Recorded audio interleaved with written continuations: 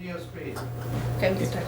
Right, Mr. Cameron, I saw Aliens when it was on TV recently, and I noticed that there were a couple of new scenes. I think one with the robot sentries, and one where Sigourney Weaver was sitting on a bench looking at a picture of her daughter. Right. Now, it's kind of unusual to have new footage. Were you involved with that at all? Yeah, I actually tried to recreate the longer version of the film, which we at the time that we were cutting the film, we elected to remove certain things so that it got to a playable length. You know, mutual sort of thing with the studio. They want it short because they want the exhibitors to be able to play more times per day and all that sort of thing. And I wanted it to be a satisfactory length for an average audience. And then for the more specialized audience that you might have on video cassette, where they can be very selective and they know what they're buying on Laserdisc or video cassette, I thought, fine, let's extend the film. So I put back in 20 minutes of, I think, interesting material.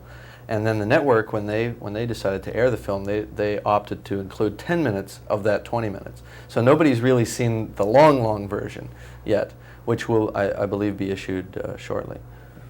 With the Terminator, I've always wondered, was that film written with Arnold Schwarzenegger in mind? No, it's interesting. Arnold seems so perfect for the character, and in a way defined the character so definitively that you think, how can it not have been written for Arnold?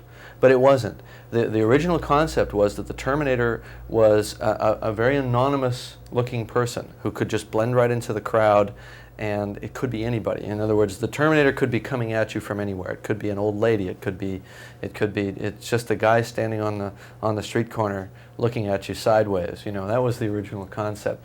And without changing a single line of the script, in the casting of Arnold, it kind of changed into something else, into this this human juggernaut who just the crowd parts before him as he charges through, and it's not Arnold is not an inconspicuous person, so it was a slightly different concept, but it wasn't a rewrite on his behalf either. It was just a perfect example of how casting can really alter the material, positively, I think. And the credits for that film really featured Schwarzenegger, the Terminator, Sigourney Weaver, Aliens, although your films. Now, was it a conscious decision on your part with The Abyss to make the movie maybe with stars whose names aren't as big? No, not really. I cast the people that I thought were best to play the characters. Mel Gibson. And Mel Gibson and I were interested in working together on this project. He ultimately passed, but we were talking to him and people like that. And Ed, I think he's very well known. I never perceived him not as a star in my mind. I mean, I don't know what that means. What does a star mean? Ed is a phenomenal actor.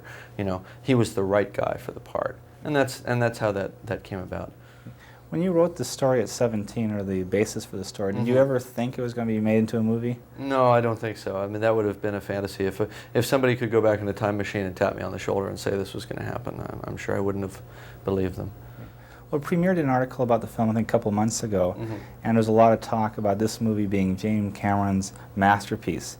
Does that kind of talk bother you? Do you feel maybe the film is being typed too much? Well, I think it's disconcerting, for a filmmaker to have a film hyped before the fact. I think people should see the film and they should decide, how they react to it emotionally or whatever. But any kind of hype before the fact kind of worries me a little bit, And to say, what is a masterpiece? Citizen Kane is a masterpiece. I mean, this is my third film. It's just, to me, it's just the movie that I wanted to make, and that's all there.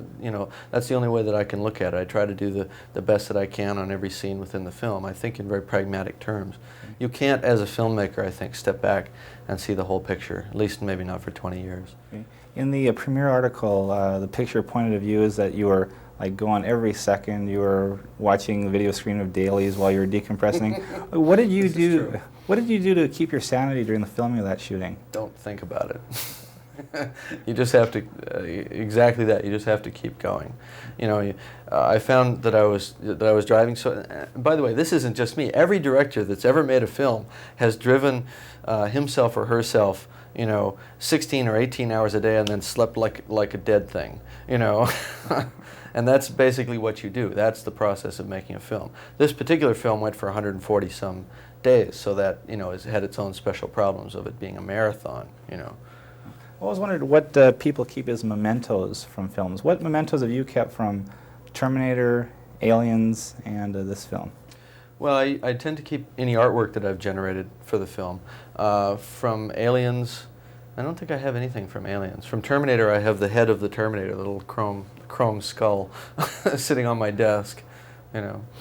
When you were getting ready to make this film, did you look at any old underwater films like Raise the Titanic or Thunderball, those type of things? I looked at all of them. I looked at everything that had been done. I had never seen 20,000 Leagues Under the Sea, which I think is a great film. And, you know, I just looked at everything that had been done. I wanted to see what the state of the art had been, what it was currently. You know, I looked at The Deep, Raise the Titanic, all of the Bond films, just to see what was possible, how they lit things, how they did things.